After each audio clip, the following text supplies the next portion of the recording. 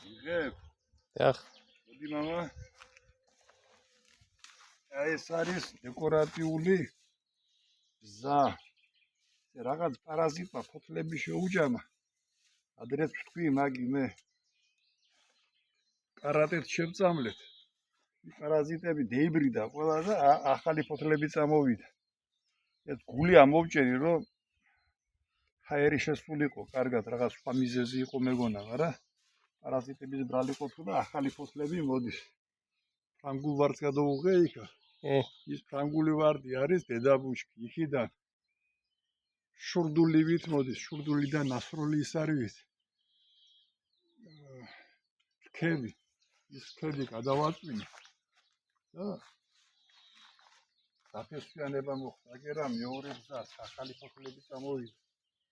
აი ამ პარაზიტ ბალახს ვაშორებ მე. აი ეს არის 3 წლის. ფრანგული ვარდია უეკლო. ეს 1. აგერ. აი ეს არ ქები. მაგრამ ის რო დავთეს ისე 2 მეტრზე, 3 მეტრზე სიმაღლეში მიდის. ეს ფრანგული ვარდია. აგერ და აი ეს მოეწყობა მე ეს შავი კარტოფილი აქ. შენებობის გამოდა. მე დასწავლებელი გაკეთდება, ეს ვარდები გაიზრდება, ფრანგული ვარდები. ესა კავკასიური გზა. კარატე როგორ მოუხდა. ახიჩილებულია. აგერ კიდე ფრანგული ვარდები. იქით რას აკეთებ? იქ კეთდება სასტეიკე. სასტეიკა აპალოვკა გეიჭედა, ბეტონი ჩაისხმევა. 60 ლიტრიანი და ბინავდება.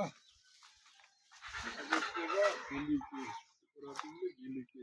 ასე დაუკავშირდება. იმ კუთხეს გაალამაზებს.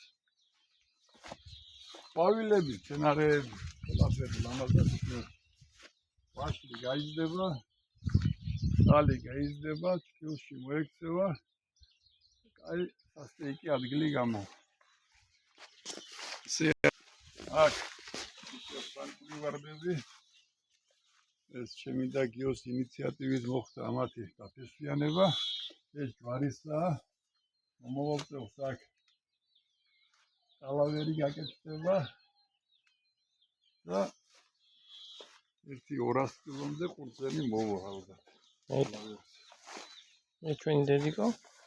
ეს ჩვენი დედიკოს გასეირნო. ეხმარება? ყველაფერი კარგადაა. უყურჯოს შენს მონდომებას მაგ. აგივარდე.